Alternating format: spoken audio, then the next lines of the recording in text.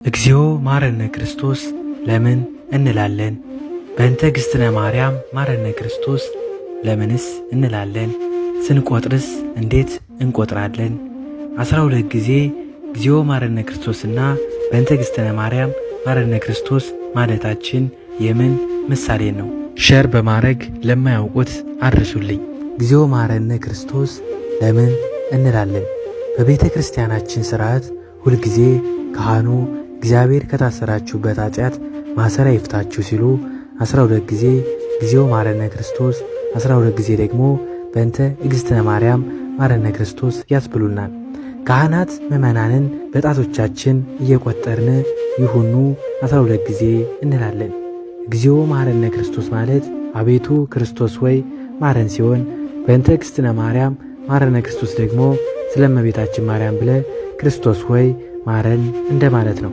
12 ጊዜ ማረነ መባሉ ለቀን 12 ሰዓት በእንተ እግዝእትነ ማርያም ደግሞ ለሌሊት 12 ሰዓት ሲሆን በአጠቃላይ በየሰዓቱ ለሠራነው ኃጢአት በ24 ሰዓት ምሕረት እናገኝ ዘንድ ነው። ሌላው 12 ጊዜ የሆነበት ምክንያት በስመ ሥላሴ ነው። ፊደላቱም ስንቆጥራቸው 12 ፊደል ናቸው። አብ፣ ወልድ፣ መንፈስ ቅዱስ እንደማለት ነው።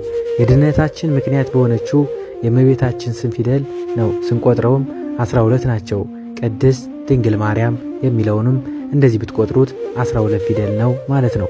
አቆጣጠሩም እግዚኦ ማረነ ሲባል በአውራ ጣት እየቆጠሩ ከጠቋሚ ጣት ወደ ታች፣ ቀጥሎ በመሃል ጣት ወደ ላይ፣ ከዚያም በቀለበት ጣት ወደ ታች ተደርጎ በማርያም ጣት በትንሿ ጣት ወደ ላይ ሆኖ እንጨርሳለን ማለት ነው። ከጠቋሚ ታች ወደ ታች ማለታችን ደግሞ አምላካችን ኢየሱስ ክርስቶስ እኛን ለማዳን ከሰማይ ሰማያት ወርዶ በዚህ ምድር መመላለሱን ሕመሙና ሞቱን ለማስታወስ ነው። በመሃል ጣት ወደ ላይ ማረጉ ደግሞ ወደ ሰማይ መውጣቱና በቀለበት ጣቱ ወደ ታች ስንቆጥር ወደዚች ዓለም ለፍርድ መምጣቱን፣ በትንሽ ጣት ወደ ላይ ስንወጣ ደግሞ በትንሽ ዘጉባኤ ይዞን ወደ ሰማይ እንደሚያወጣን እያሰብን ነው።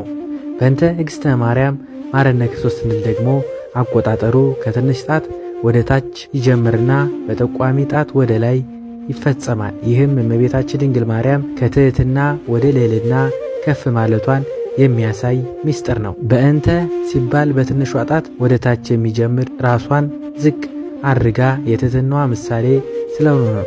ከላይ ወደ ታች የሚጀመረው ደግሞ ራሱን ከፍ የሚያደርግ ሁሉ ይዋረዳን፣ ራሱን የሚያዋርድ ሁሉ ከፍ ከፍ ይላን የሚለውን የማቴዎስ ወንጌል ለማስታወስ ነው። ደግሞ በእንተ ፍጻሜው ወደ ላይ የሚያልቅበት ምክንያት ደግሞ ምስጢሩ የእመቤታችን በመቃብር አልቆየችም፣ ወደ ላይ አርጋለች ለማለት ነው። ስንዷ እመቤታችን ቅድስት ቤተ ክርስቲያን ማንኛውም ነገር ያለ ትርጉም አታደርግም። ወስብሐት ለእግዚአብሔር ወለወላዲቱ ድንግል ወለመስቀሉ ክቡር። ይቆየን። አሜን።